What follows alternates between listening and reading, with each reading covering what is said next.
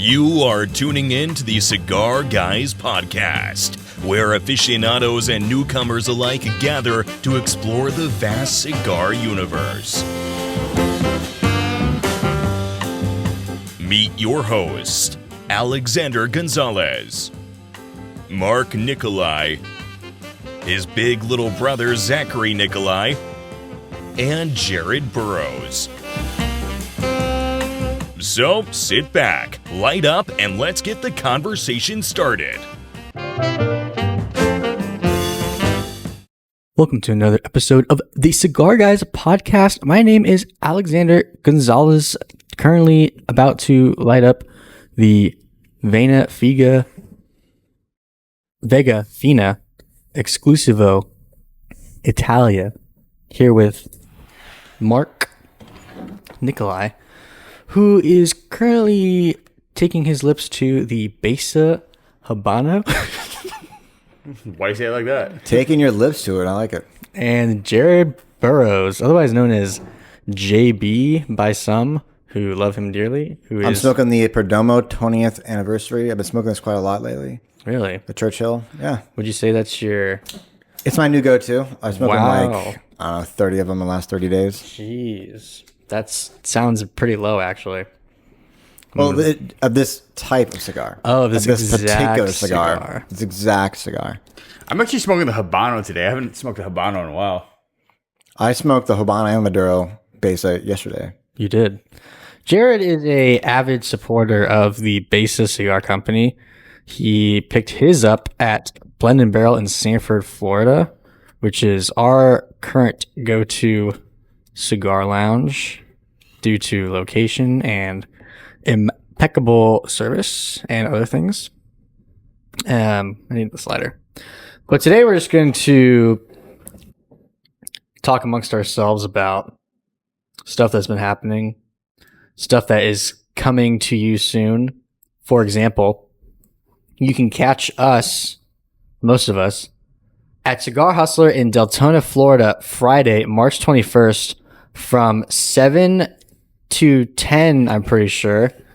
We're going to have to confirm. Check Besa Cigar on Instagram to confirm, but we'll be there doing a Besa Cigar Cut and Light / giveaway. We're giving away a humidor and a watch for those who purchase Besa cigars from Cigar Hustler in Deltona.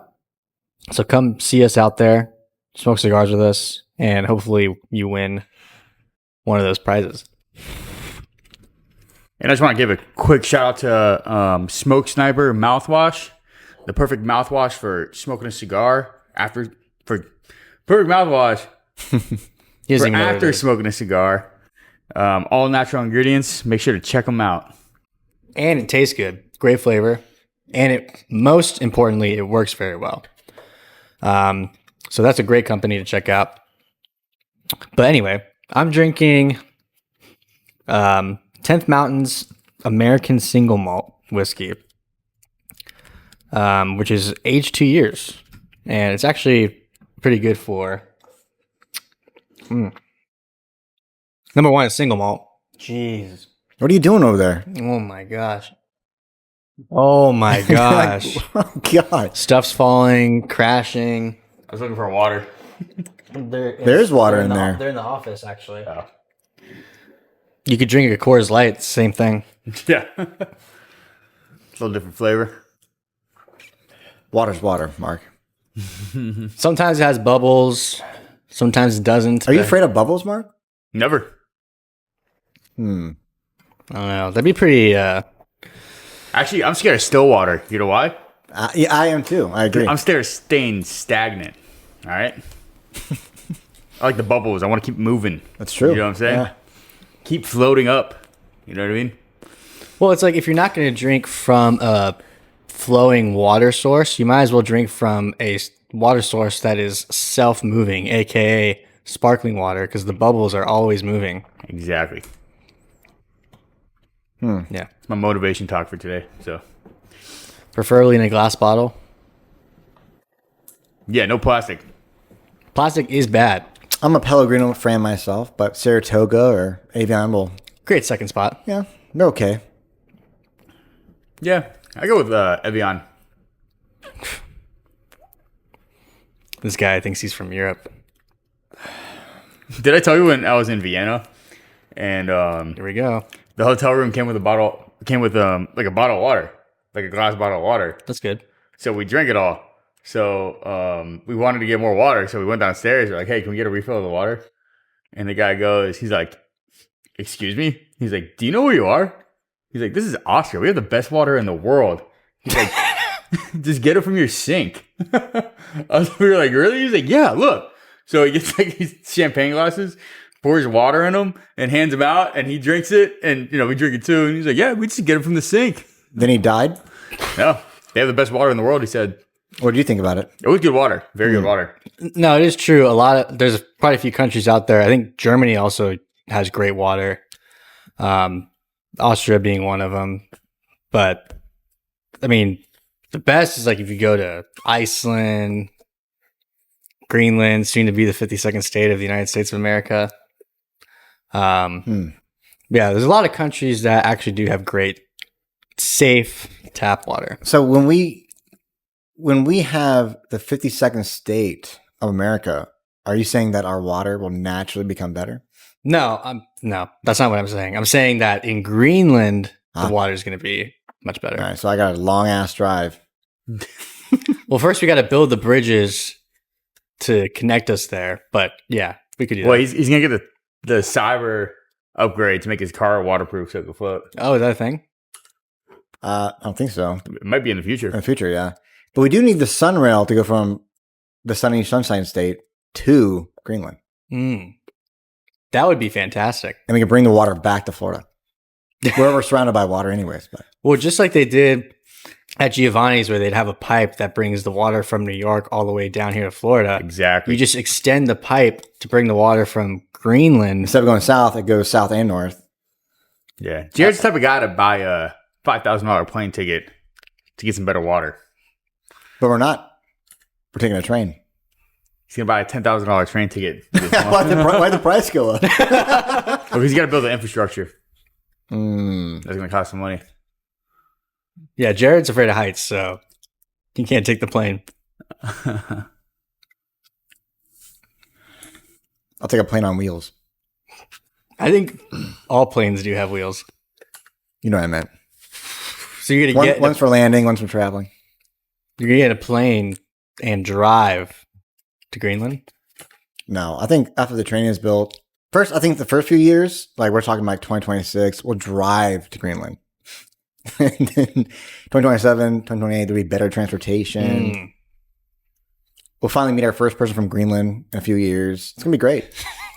I think they need to expand the Sunrail through all of Florida before we can even think about going to Greenland. And the people still wouldn't use it. That's true. How long of a train ride would that be? I mean, how many cigars would we have to bring on that train? Yeah, it's going to take forever. That would probably be 14 hours? no. It'd probably be like 24 hours. If I'm gonna be honest with you. But what if it's not? How many stops, though? Because you said direct from Florida, so I was thinking one stop. I feel like it'd be pointless to have a train that's direct from Florida to Greenland. You have to have stops on the way. Maybe like we'll do, maybe not every state, but like you have Florida, Georgia. So let's do this: Miami, Orlando, Atlanta, Charlotte. Talk to me. I don't know where the rest of them. I don't know. DC. We skip DC. Yeah, but DC's better now, right? Like it's Or as of last night, or like this week, or like it will be purged, and then New York City, and then you go up to like what, Ontario or whatever is next up there in the Another U.S. state. right. I mean, it is crazy though. Alberta sent a delegation to DC to discuss potentially becoming the 51st state of the United States of America. it's crazy. This wasn't even a topic all about 4 years ago when he first brought it up in his first term. So now it's like it's gonna happen. Canada? Yeah, It's just not gonna happen. Oh my God. Here we go. Every time someone says he's not going to do something, he does it. Now he's going to do it 10 times harder. This is not gonna happen. It's not going to be all of Canada. It's going to be Alberta first. Then one by one, the provinces are going to start joining. And then we'll get to like, where's Ontario, like where the main thing is. And we're going to say, we don't want you actually. You can stay Canada. And then it'll just be this small little country called Canada surrounded by the greater United States. Doesn't the king and queen still technically own them? I don't know how that works. I live in a free nation. Like, don't they have a pledge of allegiance to the queen or king now? At least it's a king now, but Can you look that up? Well, it's on their money, so I mean, it's pretty. I think it's pretty. Oh, it is, right? Yeah. So we have to get permission? Well, if Alberta was to secede and join the United States, I don't think it's really up to them anyway. Well, they own it. Yeah, but like, for example, when Texas talks about seceding from the United States, they're not asking permission. They're just doing it. Obviously, the United States is going to say, no. They're not going to say, yeah, we'll let you your own country. That's my whole point. They can say no. Yeah, but if they want to secede, they're going to find a way to do it. My point is, they're always going to say, like, Denmark doesn't want to give up Greenland. But if Greenland wanted to be independent, they would fight for it and ultimately gain the right to be either independent or part of the United States. Are you like anti-Greenland or anti-Canada? No, I'm just saying. I'm trying to look at the logistics. It's really Boolean. It's like they're going to do it or not. I don't. I'm just trying to figure out, like, with the king owning it, right? Like, the logistics behind that. Because they still own Australia, too, right? Yeah, but I think things have changed. I don't think that they have as much control as it seems. You think it's more of a symbolic thing? Well, the king and queen are definitely more symbolic than they're not technically rulers, if that makes sense. They're not supposed to rule. But they can. They are strictly for diplomatic purposes, like going to other countries and... What you're basically about to witness is instead of actually fighting a war and obtaining land, people are actually wanting to come to America the correct way, and we get bigger, stronger. And without so do they. any war. Yeah, so do they. It's like mutual. Would Trump have to challenge him to a duel? Now that would be crazy. My question is, I was thinking about this the other day. Hypothetically, like if Alberta was to secede and join the United States, would everyone living there like automatically become a U.S. citizen? I think they would. And then would they lose their Canadian citizenship? I'm kind of curious how that works. Probably. I think it'd be more like how Puerto Rico is to the United States, where they're a commonwealth starting off. So it's like they can come here freely. So it would be kind of weird, right? So you can cross the border at one section, be in Alberta, then come back, but you can't like go left or right. So would they kind of be a part of like two countries at the same time? Physically. Just something I was thinking of. And then, yeah, I genuinely believe that we will see part of Canada join the United States. I don't think so. You mean entirely or just one at a time? I just don't think so at all. So you don't think any part of Canada is going to become a part of the United States? Nah. What about Greenland? More likely. Okay. More likely. But see, if they put tariffs on us, which they have for years, then we put equal tariffs on them, it cancels out. So like, why don't we just join together? Well, I think the whole point of the retaliatory tariffs is to essentially say, look, if we're all taxing each other the same thing, what's the point of taxing each other anyway? Let's just get rid of it entirely. I borrow $5 from you. You borrow $5 from me. But turns out we both had $5, I guess. Exactly.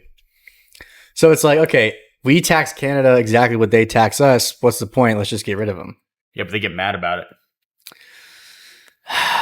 They're just, it's like the dog that is like super aggressive and barks at you. And then as soon as you come close to it, it's like, What do I do? I was joking about the tariffs. I'm going to put a 30-day pause on this. I mean, who knows? We'll see what happens. But it's funny, just the fact that the conversation is even there. Wouldn't it be crazy if they actually did become part of the United States, and then Trump started deporting people in new parts of Canada? You know, how are you going to pick like who's actually a citizen, like the entire province? I would think that if your residency is the address in Alberta, you would automatically become a citizen of the United States. But if you're on a visa in Canada, that doesn't make you a U.S. citizen, right? You have to be an actual citizen of Canada, born in Canada, naturalized, just like us, in order to become a citizen over. For sure. I think that's going to be very tricky. Sure. It's like DACA times 2. For sure. I wonder how it worked with like Alaska. I feel like we could just look into that, right? Like when we bought Alaska, whoever was living there, I'm assuming would automatically become a citizen if they have an address there. I think if they were a citizen of the previous country, they Right. would become. But if they weren't, like let's say they were an illegal immigrant over there, they probably wouldn't be automatically. Well, if they were a legal immigrant, for sure, yeah. Yeah. But I guess Jared's talking about if they had a visa, but it's technically a Russian visa, and then we buy Alaska, it's like, do they get a American visa? Or it's like, hey, time to go back. Like, how's that work? Right. Yeah. It's going to be super tricky. But he'll get it done, Mark. I just want to see now that cartels are terrorist organizations. It took till 2025 for this to happen. I wonder if they're going to start doing military operations in Mexico. Very good point, Mark. Then why did it take us till 2025 to actually be like, this is a good idea? Well, because Who's being controlled? Somebody. the government. I'll be honest, Was that's in one on of it. those things where I didn't even think about. What? You know what I mean? Like making them like a terrorist organization. Yeah, I bet you didn't think about making Canada part of the United States either. I've actually thought about that before. But you didn't think it was possible. If Mexico were to do with the cartels like the president of El Salvador, I think like a lot of the issues that we're seeing would go away immediately. Yeah, the problem is who controls the president of Mexico? Well, it's a great point. Oh, I mean, that's a really great point. That's a whole nother topic. But the fact of the matter is she sent like 29 cartel leaders to the United States like that. No one's ever done that before. Yeah, they're probably all old and retired though. Yeah, but it's a start. Or And it happened through a phone call. yeah, or They're patsies. the cartels were already done with them, so they're like, hey, just give them these people. That only makes sense if like were they pre-apprehended or they were sitting in jail. They're probably sitting in jail. Is that similar to the whole hostage exchange that happened with Hamas and Israel? That one's also very weird because it's like supposedly they're still alive, supposedly not. Supposedly they didn't give them all back. And supposedly those are citizens, right? Which is very interesting because like the cartels run or have so much power in South America. Wouldn't it be dangerous to let up people who know everything about you freely out of your control to America?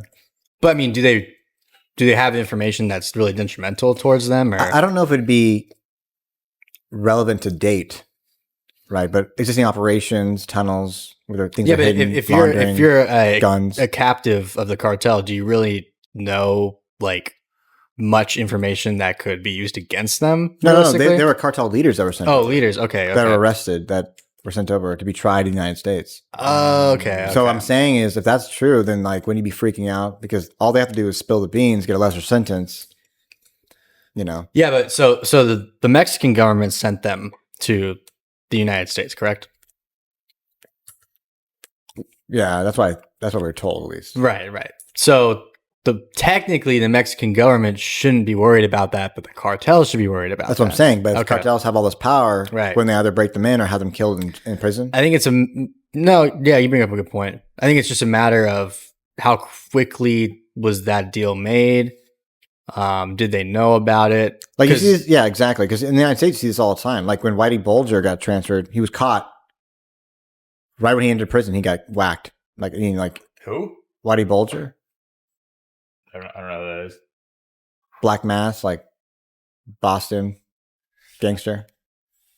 I don't know. Well, I'm but saying what this happens quite often in the United States. Like when you move prisoners. I mean, most cartel leaders are secret CIA operatives, anyways. Well, that even opens another can of worms. So it's like, is it known? Will they spill the beans? Will they continue opening their mouths? Or will they just die when they come here after they tried?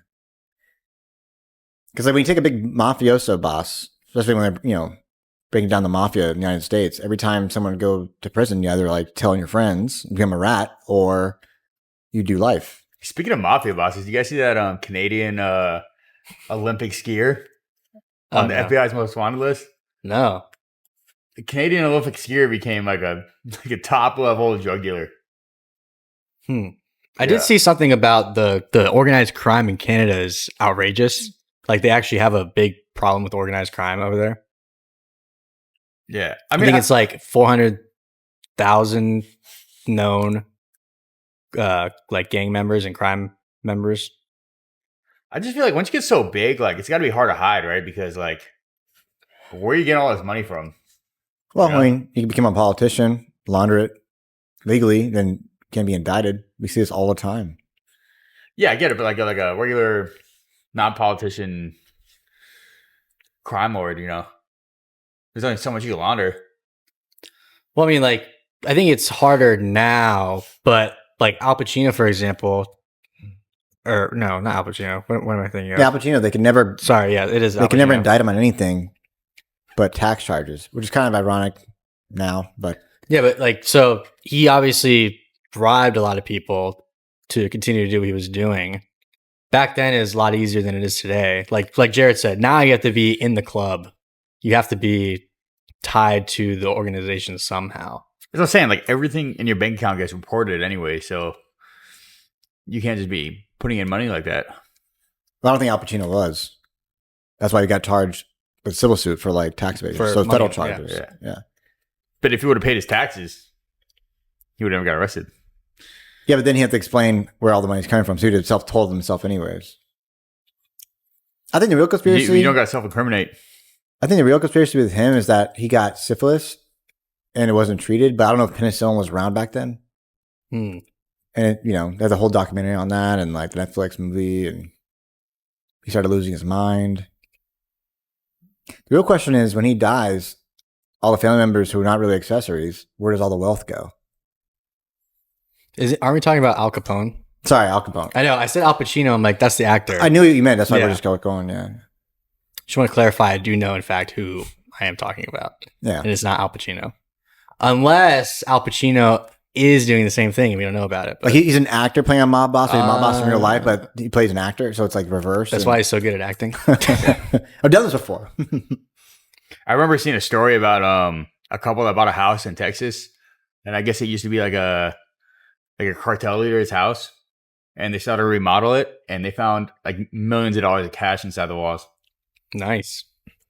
and they told the news immediately. And- Retards. I was just saying, naturally they kept it. No, that's stupid. If I found millions of dollars of cash, I mean, there's a lot of stuff you could buy cash. If I found millions of dollars in cash, you would find out about the $1 million that I found.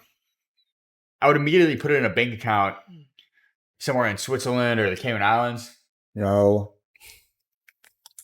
No? The easiest way you would do it before they change the laws this year, you would donate it to a foundation and then let them legally handle it. There you go. But then you got to explain where you got all the money from. No, you don't. Not a foundation. The government's going to want to know because you got to file a report on that. Foundations don't. That's the whole joke. Like churches, foundations. It's like Joe Biden's son transferring money between politicians and buying really expensive pieces of like, art, paintings, etc. Because you don't have to report that. I think we need a term to differentiate real art from just this excuse for art that we use for money laundering. Like, it's not art, it's a drawing or it's a painting. Yeah. We shouldn't call it art. Not that that's a huge matter compared to all of the stuff we're dealing with, but just a thought. It's like when you go to church and you tithe. If it's $10, $1,000, no one's going to be like, "Oh my God, Where'd you get this money?" yeah." But when you file your taxes and you report that you donated, But you wouldn't file taxes because you just said you found millions of dollars in a house in Texas. Yeah, I would just put it in a bank account somewhere overseas. Probably buy a house in Costa Rica. Okay, so you're talking about taking the money out of the U.S. without even knowing. That's already money laundering right there. Yeah, but it wouldn't matter because they wouldn't know because it was cash anyways. And it wouldn't get reported if you put it in a bank account overseas. Exactly. So if you give money to like a church, something that's like a 503c, whatever. Yeah, but then you got to do this whole thing where you set up the church and you got to do all this stuff. There's other ways, but I'm just saying. Well, yeah, too. I get what you're saying. If keep you it in donate US, the that's money what I'm in cash to the church, You you don't have to report it anyway, because you're not going to report. You're not going to be like, oh, I'm going to report this for a tax break. You're just not going to report it. Period. Yeah, but then you got to set up a church. There's so many already. Yeah, just give the guy 10% and call it a day. Yeah, but once you give it to them, you got to hope that they, give you. Listen, you see this all the time. The mega churches, they have their own personal jets, planes, etc. That's the same. You got to set up your own church. Yeah, That's even more fun. You don't have to do it through a church. I'm just saying. There's legal ways. But yeah, your way is best if it helps, I guess. Outside the United States. I'm saying you set the precedent of I found it in Texas. Let's all go find millions of dollars, and then we each, in our own way, launder it. And we'll do your way. You could do your way. Jared could do his way, and then we'll see who, if anyone, gets caught. See, what you do is you put it all in a foreign bank account, right? You go to Costa Rica, put it all in Bitcoin, live there for like 2 years, come back to the U.S. if you want to still live in the U.S. And then you start selling your Bitcoin, and then you're paying taxes on that now. You know what I mean? Honestly, so wouldn't they be like, well, where's the Bitcoin coming from? You can say I made that money in Costa Rica. Honestly, the easiest way right now with the current laws, let's say if you did this today, would to do what you're saying and then just pay to get that $5 million gold card through Trump and be like, yeah, I'm trying to bring all this money to the United States. Wait, hold on. So, but you already have a citizenship. I know, but you said you're going to leave, so you just got to find somebody outside, which people outside the United States. Wait, so if you come back with a bunch of Bitcoin and then you claim that you made it in Costa Rica, couldn't you just do the same thing with the cash? Yeah. You get taxed. You get taxed heavier though. You get a heavier tax on that. I mean, yeah, but my point is like, honestly, if there's no taxes in Puerto Rico and it's a Commonwealth U.S., you could probably just buy the homes in cash in Puerto Rico. They're not going to say anything. Then sell that as an asset, then move the money right back in on a 1031 exchange. You'll be fine. Yeah, you're probably right about that. But if you found, I gotta go to Puerto Rico. If you found millions of dollars at a house in Texas, do not say it on the podcast, please. Like I said, I found $1 million. That'd be the wildest thing ever. Imagine you just bought a house, right? You lived in it for like 10 years, and you're like, let me just remodel. You start knocking down the wall. Imagine being the contractor, you're like, open it up, a bunch of money. Yeah, Mark starts buying Padrones like 3 times a day. You're like, what's going on? It's like, what do you mean? It's like Padron 50th. Well, what's changed? What do you mean? It's like, Mark, you're on your 3rd unicorn black today. What's going on? Yeah, I had a long day at work. I just want to celebrate and relax. And It's usually all it takes. Just I had a bad day at work. No, he's buying $25 cigars.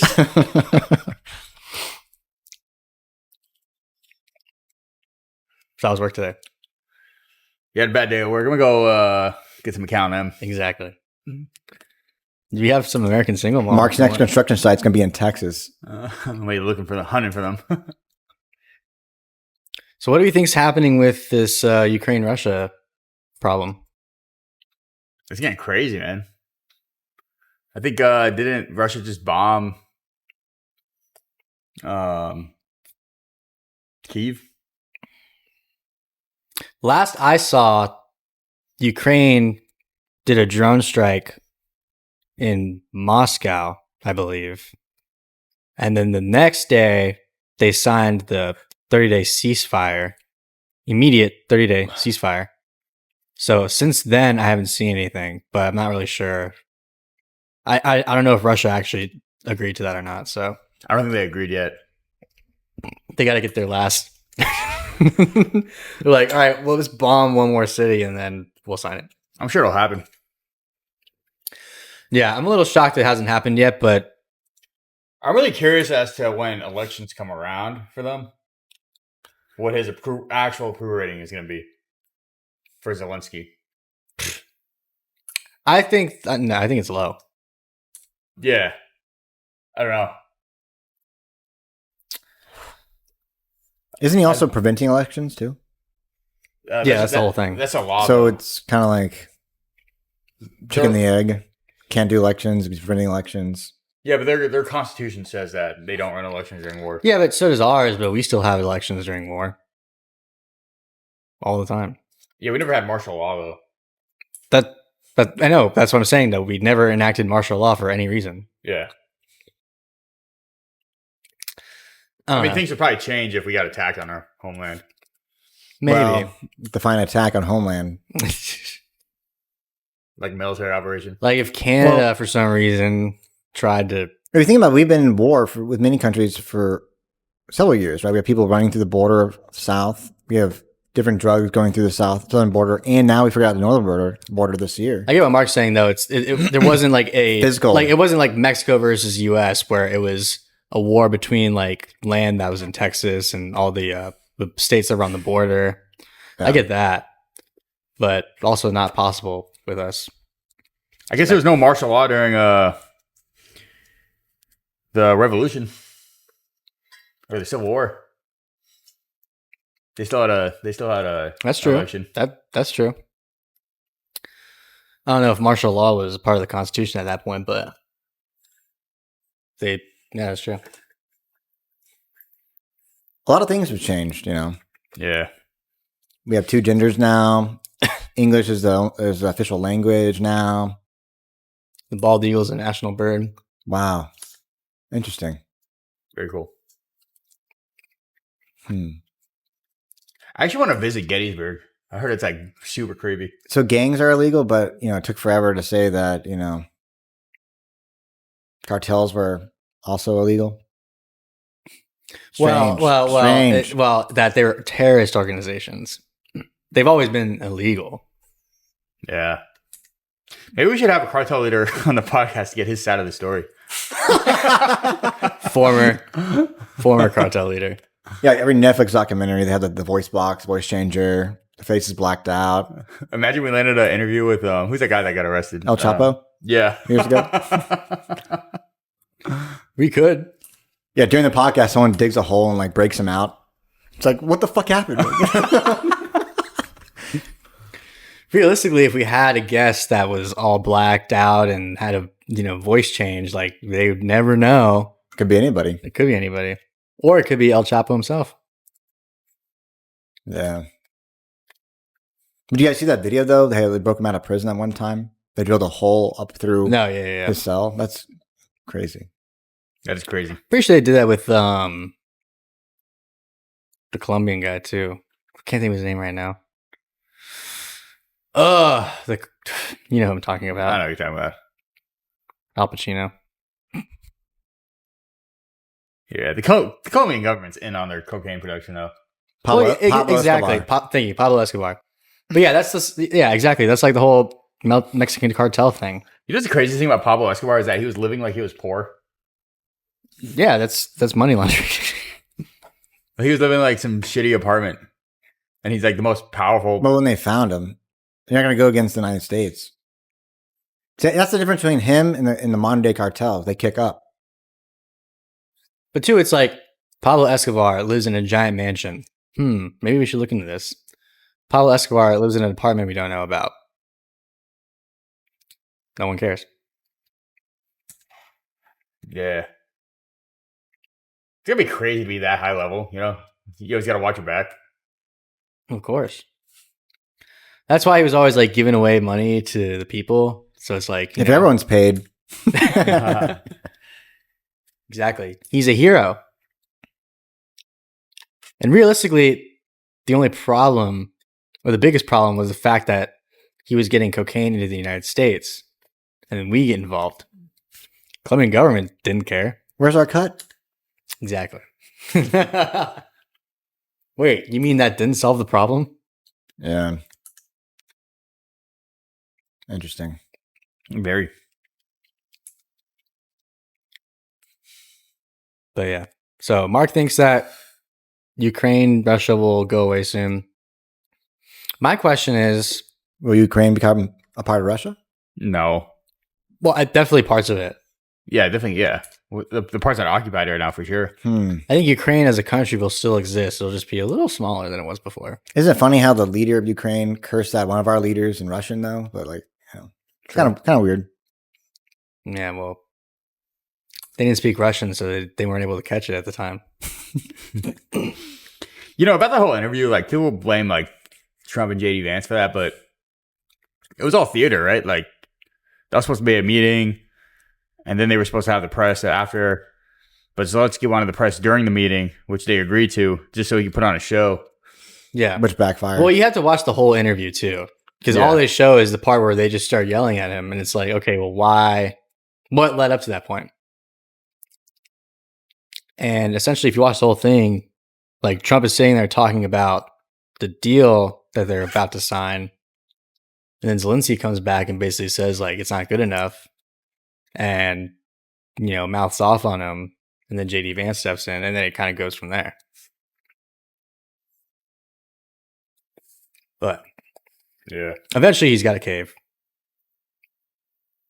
and then we can get the minerals. I mean, the irony is when you don't. I mean, first Trump asked for the money back, right? And it's like, fuck you. It's like, okay, cool. So now we want the minerals. And it's like, okay, fuck you. Now it's going to become the minerals with Russia's help and probably some money coming back. And then with Doge involved, and other things involved, they trace the money. It just keeps, getting worse and worse for them. There's no end. I thought what was funny is Russia immediately came back and said, why work a deal with them when you can just work with us to get the minerals? And then they get the money. It's almost as if when we stop funding Ukraine, it's it's weird, right? It's just this weird. It's almost as if the just kind of ended by itself. Yeah. Are you saying that there wasn't a problem to begin with? There shouldn't have been a problem? What I think is weird that no one's really talking about as much is how Doge found like 2.4 trillion in untraceable payments. Yeah. And I just figured it kind of like swept under the rug. If you look at the debt clock, they've got a bunch of new stuff there now. It's like recovered assets, hidden, or what is it? Something like what you said, hidden. Yeah, there's like money hidden and assets, recovered assets, and the tax debt's wiped off now. Yeah, but it was 2.4 trillion in untraceable payments that they can't figure out where it went. Our entire debt is untraceable, right? Just like when the Twin Towers, $2 trillion were added to our debt when the Twin Towers came down, right? It happens every time there's a war. But we're talking about like legitimate payments to like things that we can't trace. You mean like refunds to people? No, like they were like giving these payments to somebody or something. But I also feel like, isn't it like all of USAID, like they create some fake thing they're going to support, they send money to it, and the money disappears? No, not like that, but that's traceable, right? Because we sent them the money. We know where it went. We know it went there. We don't know what happened after.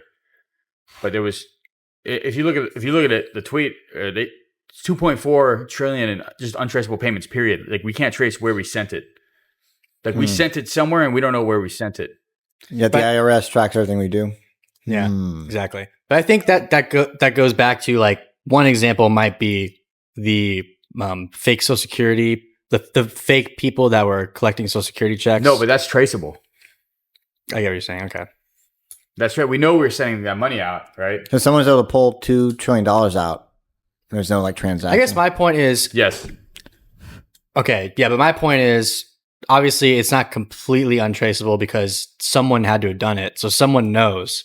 But like for the incoming administration, it's untraceable because there's no record of it. Exactly. Okay, right. But you don't know who the person that sent it out, and you don't know why they sent it out, and you don't know where they sent it out. I think it's possible that there is a record somewhere, we just don't have it. It's possible, but not only that, Elon Musk was in an interview saying that he's got to be a little careful about it. Yeah. So, like, if you look at those two things separately, they seem a little unrelated, but if you look at them together, it looks a little more related. So what I'm trying to say is I feel like they might have an answer. Or at least some kind of idea. Yes, they have some sort of idea of where the money has gone, but they can't release it to the public yet. because that might be going into territory that is too much corruption, like we was talking about. If I talk about certain things, I might wind up dead, killing myself. Yeah, just like there's phase 1 of the Epstein list. Why can't they release it all? Yeah, that was more of a PR thing, I think. Well, I think there's a slow drip for those that need to be scared, for those that need to wake up, and for those that just don't know. To be real, though, I mean, any important files probably got burned already anyways. Well, they were talking about how I think it was people at the was it the Department of Education? They were ordered to burn or destroy certain documents. So that's definitely happening in these federal organizations for sure. But with the Epstein thing, it was like, okay, we're going to release the Epstein list, and then Pam Bondi got the information, and it was essentially all blacked out, and it was like probably a small percentage of all the information. So then they turned around and said, oh, well, this is just phase 1. Instead of saying like, hey, we couldn't get it. They're like, oh, it's just phase 1. We'll get the rest later. That's kind of what happened. What we need to do is we need to label all major corruption as treason. I think that you're Wild right. take. I think you're right. I think that's where things are going. And we need to label that as treason, right? So if you get caught, let's say, taking payments from the U.S. Treasury that's untraceable, you can charge for treason. My question is, when he does start to bring down indictments on people that did commit treason, is this like life in prison, Guantanamo Bay, or the death penalty? And then how long will it take to go through the courts then? It can't keep going to the next president, the next president. I think they will have to refer to current laws to determine what the sentencing would be, right? Yeah, because if it's out of like California or New York, you probably can't get the death sentence, but you probably could, if it's a federal crime, be sent to Guantanamo Bay, which is probably worse. Yeah. Honestly, I really think they should have, I think Doge should put some forensic accountants in there also. I'm pretty sure they did. I think it's just the software developers. Wow. That's who else would you hire? That's exactly what he needs. Forensic accountants. Yeah, but you gotta. He's gonna probably using like Grok 3 without any filtering to mass find everything. Because they're using chatbots, AI, and also, I mean, the really scary part is what's not on the internet.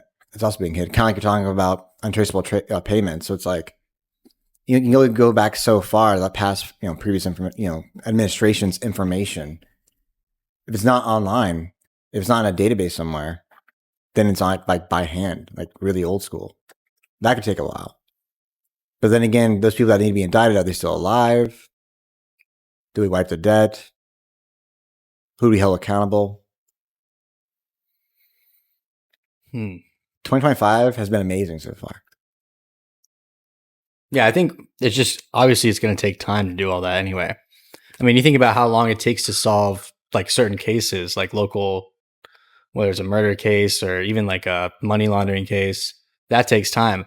You're dealing with corruption on a massive scale involving the entire federal government. So it's going to take a lot. It's going to take longer than most people might assume. Yeah, I really think, some people might say like you're saying, with a forensic accountants, like we're going to take a fine scalpel to kind of go through and really slice into like, because like if I work for Mark and he's money laundering, but I just get a paycheck because I'm working a 9 to 5, I shouldn't also be thrown in prison because I'm just doing what I was told. I'm just an accountant, but he's handling the actual money, So you're saying like we have to be able to differentiate who is actually responsible and who might just be involved by association. Yeah, like you watch movies like, and that's what the forensic accountants would do. Yeah, like you watch movies like The Big Short or like Margin Call. The day traders that are told, "Hey, dump this, buy this," they're just doing what they're told. I don't think they should all, be bottled together or whatever. No, yeah, that makes sense. Do you think we're going to get a Doge dividend check anytime soon? What's weird is like it was originally 5,000. I saw 8,000. But then it becomes a question of if they already know where all the money is going, and they're able to get rid of like all of these IRS agents and close down all these IRS offices and federal buildings, and he's continuing to do so. Are they actually able to find even more money? Should we get a check proportionate to the amount of taxes we've already paid over our lifetime? That's a real question. That's a good statement you just made. Because that makes sense. Well, I think like if money was laundered and someone bought an asset and then that person died but sold that house and created a family, there's going to be money that's so far removed from like when it was originally theft.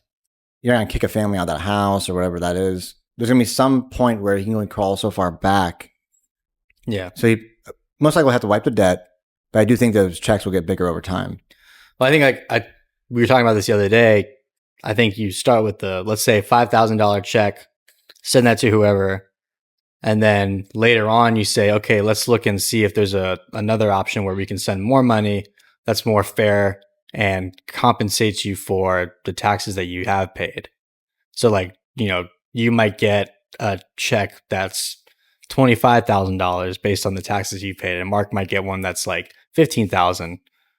So it's more like based on your individual contribution, if you want to call it that. Yeah, but that might just take too much work.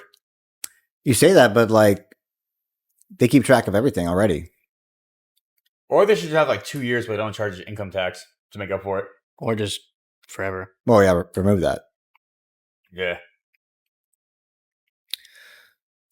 So another question then, do you think that Trump is going to end up getting rid of income tax? No. Why not? Because Congress will have to vote on that. Well, I mean, look at all the things he's done so far without the votes. It has to start small. Yeah, but Congress will have to vote on that. No, I mean, small things. It's not like he's going to turn it off tomorrow. Yeah, I get it, but if you're just talking about like income tax. I'm just saying, like, if you look at like all the federal offices that have closed, all the people being fired from the IRS, how could they handle all the tax returns? So, like, eventually things will have to start slowing down. Remember during COVID, he told everyone gets an extension. So essentially, all of a sudden we don't have enough people to process these tax returns. We're going to extend it till, May or June. And then it becomes, well, we still can't do it. So we're just going to make it, quote unquote, voluntary, even though it's already a voluntary system. Excuse me. I think we'll start seeing a lot of this happen over time. And he's only 2.5 months in, so I do agree with Jared where it's more of a strategic thing where it's like, this happens, therefore this can happen, and if this happens, therefore this can happen. Instead of like, he wakes up tomorrow and says, let's get rid of income tax. Because then that's an issue. It's like, well, we have to vote on it, whatever. I mean, if you got Congress to pass like no tax on tips after like, of course, making $100K or whatever. I mean, I think if you're a waitress or a waiter making $108,000 before being taxed on tips, it's pretty impressive actually. But it's a huge win. So it's like small wins like that over time, I think will widen people's, mindset of opportunity of thinking like, hey, if that was possible, and the whole world's still working just fine. Yeah. But what I really want to see is like we have Florida pushing, Ron DeSantis, no property taxes. Yeah, that'd be amazing. Yeah, that'd be very interesting. Property tax is a scam. Yeah, because it's more or less where's that $50 billion going? And then also, will he have to start firing federal people and closing down federal buildings? Well, income tax is paid to your county, so it'd be a county issue.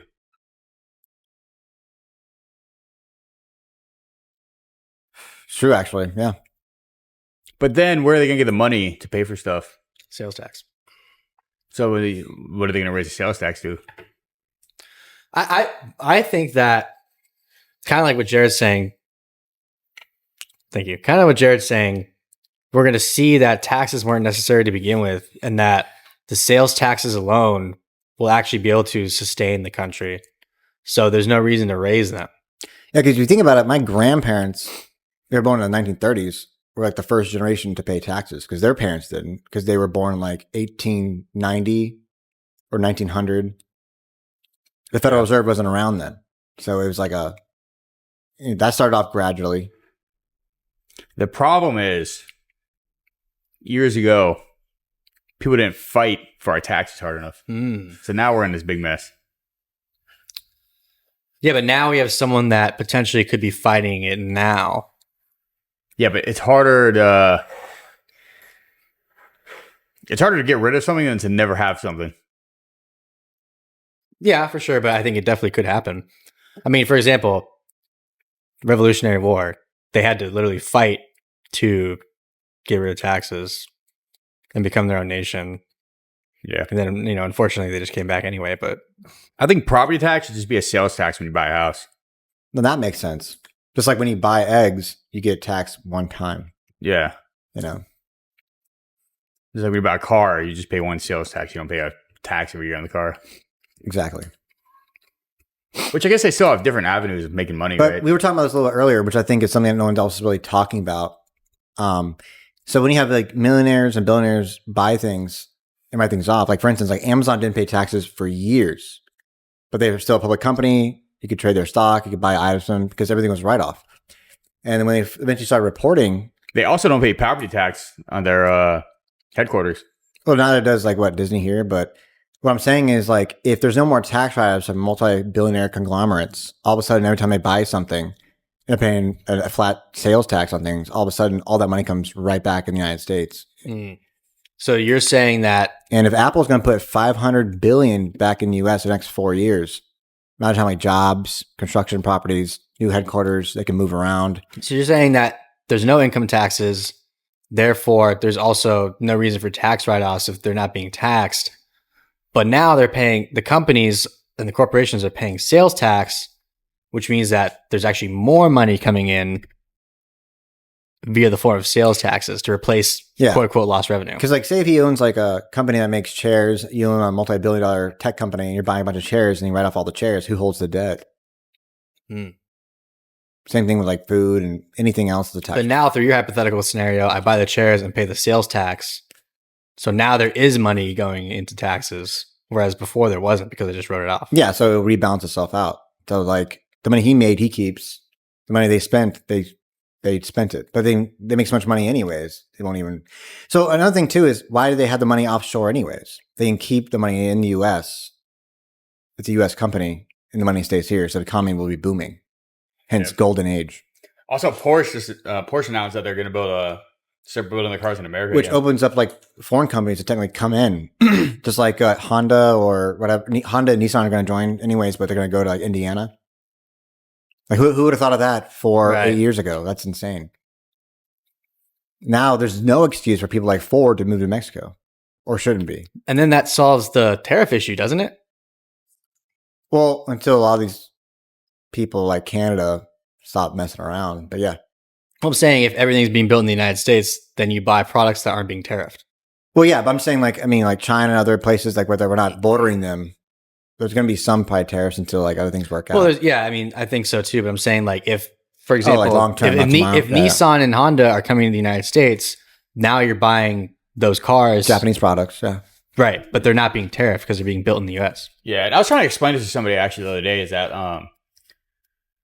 there's going to be a brief moment in time where things will get more expensive with all the tariffs, but it sets up for a better long run. If that makes sense. But you say that, but look how fast Canada turned around and like removed their tariffs. And they're like, well, no, we're going to add these on. No, we're going to like. So I think it's like, it's like Trump essentially saying there will be a small, like, there's going to be a little bit of pain now, but it's going to be better later. Yeah, because Trump's saying build in America. Right. Yeah. But hypothetically, kind of like what Jared's saying is it might not even happen at all if these countries are turning around saying, you know what, never mind, we're going to put a pause on it, and then they end up not doing it. Because imagine if Mexico and Canada said, you know what, let's just remove our tariffs. We depend on you anyways. Then all the prices would go down naturally, and people would say, wait a minute, what the hell? Why are we yelling at Trump for? Right.